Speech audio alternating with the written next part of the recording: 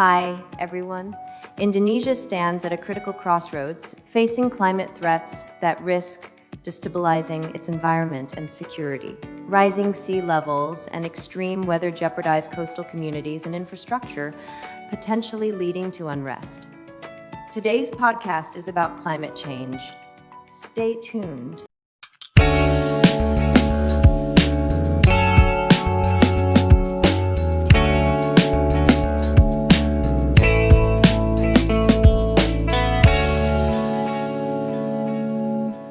All right, so today we're diving into Indonesia and asking, can this nation actually avoid a full-blown security crisis because of climate change? It's, you might be surprised to learn how connected climate change is to basic things, food and water and even just basic political stability. Yeah, it's a really complex situation. Indonesia is facing all these climate threats all at once, which could really destabilize the entire region. Yeah, we've got a whole bunch of sources here, reports, data, even some firsthand accounts that paint a picture of what's happening on the ground. It's a mix of really alarming stuff and some hopeful things too, wouldn't you say? Oh, absolutely. The challenges are definitely there, but there are some opportunities too. It's really interesting to see how Indonesia is dealing with all this and trying to find a way towards a future where they're more resilient to climate change. Okay, so let's start with the obvious one, extreme weather. Indonesia's huge archipelago, so it's used to crazy weather. But climate change is making things a lot worse. We're seeing a big increase in how often these extreme events happen, like floods and droughts and how intense they are. And these events are not only causing damage right now, but also making it hard to have enough food in the long term and putting a ton of pressure on resources. One of the things we read said that just in 2024, Indonesia had over 2,100 disasters. And more than half of these were floods that displaced like 6.3 million people. That's the entire population of Arizona having to move somewhere else. Can you imagine that kind of disruption and pressure on everything? It really shows how vulnerable Indonesia is to these climate shocks. And what's even more worrying is that experts are saying these really intense rainfalls are probably going to keep happening. It's driven by this climate pattern called La Nina. La Nina basically means the Pacific Ocean is cooling down, which leads to way more rain in this region. So this isn't just a one-time thing. This is going to happen over and over again, which makes things even riskier. And the effect on food is especially scary, isn't it? Absolutely. Indonesia needs rice to survive, and rice is really sensitive to all this extreme weather. Floods can just wipe out entire crops. And droughts can cause water shortages, which means not enough water for irrigation, so lower yields overall. And it's not just the rice paddies themselves. One report talked about how Jakarta, the capital, gets hit with these awful floods all the time, which messes up their transportation and then leads to food shortages and prices going way up. It's like dominoes falling.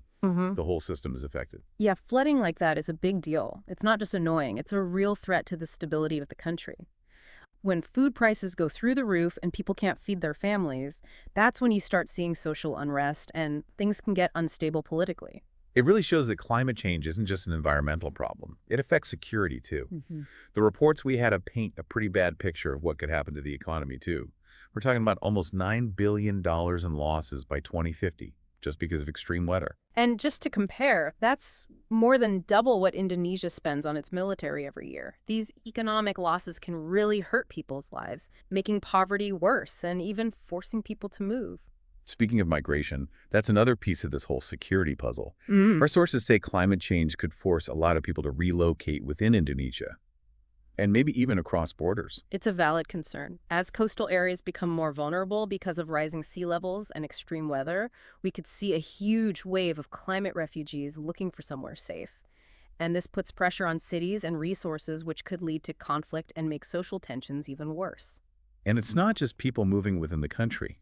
Indonesia shares borders with other Southeast Asian countries. Imagine how much stress that would put on those relationships, as more people are forced to move and everyone is fighting over resources. It's a really complex situation and could really make the whole region unstable.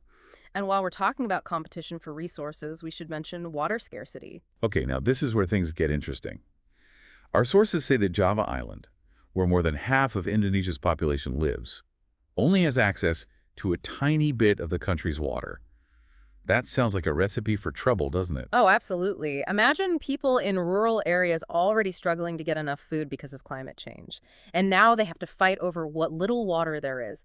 That kind of competition can turn into conflict really quickly, and that just makes everything worse for society and directly threatens the security of the nation. And it's not just about communities fighting each other. We could see conflicts between countries too. Southeast Asia really depends on shared water resources like the Mekong River Basin. And as climate change messes with rainfall and there's less water to go around, these shared resources are going to become even more contested. So climate change isn't just causing problems within Indonesia. It's making things worse in the whole region. It really shows you how climate and geopolitics are all tied together.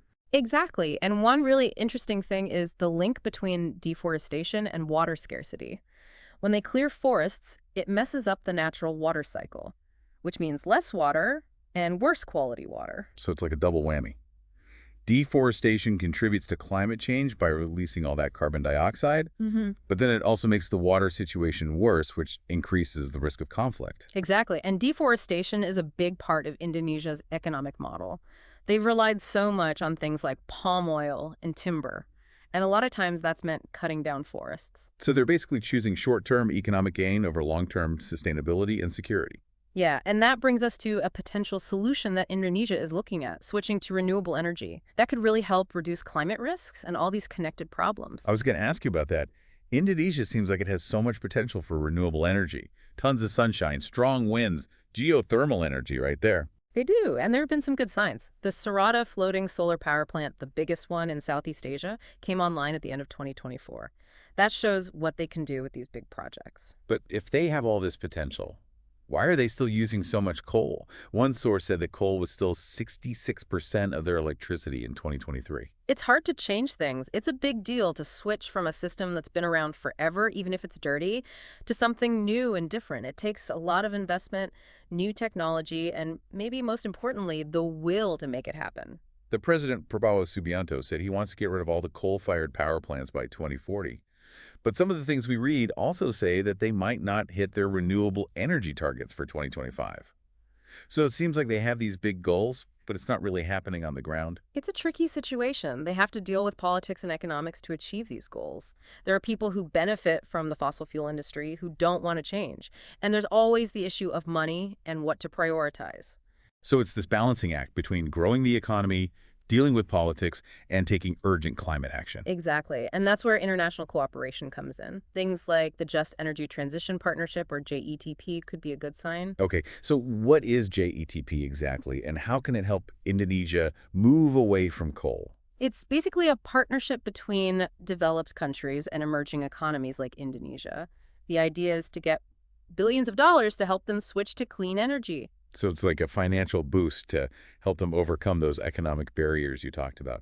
But is it just about money? Oh, no. They also provide technical help to phase out coal and start using renewables faster. It's about sharing knowledge, technology, and what's worked in other places. That sounds promising. But is it enough? Yeah. Can JETP and what Indonesia is doing really prevent a climate-caused security crisis? It's definitely a step in the right direction. But it's not a magic solution. It's just one part of a much bigger plan. Indonesia needs to do a lot of different things to reduce these risks. Okay, I'm listening. What else do they need to do? Well, they need to spend a lot of money on improving their disaster response systems. We've seen what these extreme weather events can do, and they're only going to get worse in the future. So they have to be ready for what's coming. Exactly. Things like early warning systems, evacuation plans, and strong infrastructure are super important. That's how they'll minimize the impact of these events. Makes sense. What about water scarcity? Is there anything they can do about that? To deal with that, they need a big strategy that includes everything: investing in water-efficient irrigation, cracking down on industrial pollution, and controlling agricultural runoff. Sounds like a huge task. But I guess it has to be done. It does. And there's another thing that's really important but people often forget about: making society stronger and more united. Okay, now I'm curious. How does that help with climate risks? When a country is divided, it's much more vulnerable to any kind of shock, whether it's climate-related or something else. Building a strong society means building trust, working together, and a feeling that everyone is responsible. So it's about coming together when times are tough. Exactly. It's about everyone understanding that they're in this together. It sounds like Indonesia has a really hard job ahead of them. Do you think they can do all this and avoid a climate-caused security crisis? Honestly, I'm kind of optimistic, but also a little worried. It's a huge challenge, but there are some reasons to be hopeful. I like that. Cautiously optimistic. What makes you hopeful? Yeah, I think what Indonesia does could be an example for other countries that are dealing with the same kinds of climate problems. What they do right and wrong could teach the whole world a lot. It's like they're right there on the front lines of this global fight against climate change. So as we wrap up this deep dive, what really stood out to you from all this? What are you going to be thinking about? I think the thing that really hits me is how connected all these problems are. Climate change makes everything worse. Social problems, economic problems, political problems. It's not just about the environment, it's about security development, Yeah. human rights. It shows you can't solve these problems one at a time. You got to look at the big picture and see how everything sits together. Exactly. And it also means we need to change how we think about security. The old ways of thinking about national security just focusing on the military. That's not enough anymore with climate change. So we need to broaden our definition of what a security threat is. Definitely. We need to understand that climate change is a direct threat to people.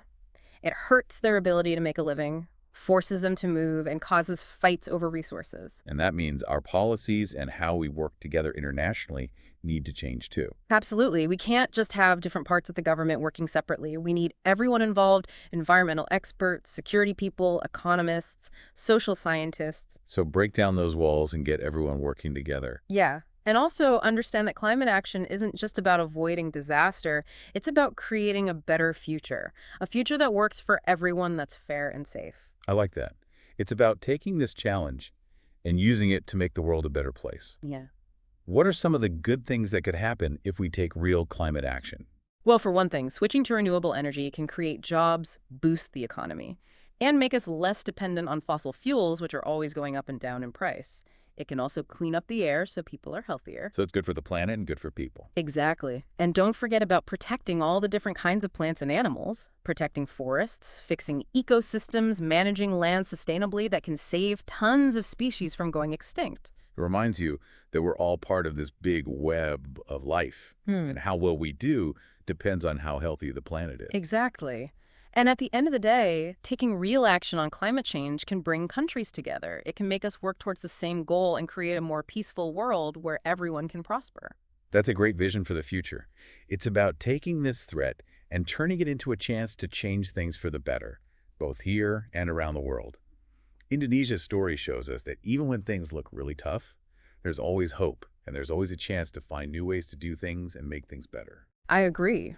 What they're doing can inspire all of us. It shows that we have the power to decide what happens to us. We can choose a path that leads to a safer and better future. Well, on that note, we'll leave you to think about all this. Until next time, keep learning, keep asking questions, and keep diving deep.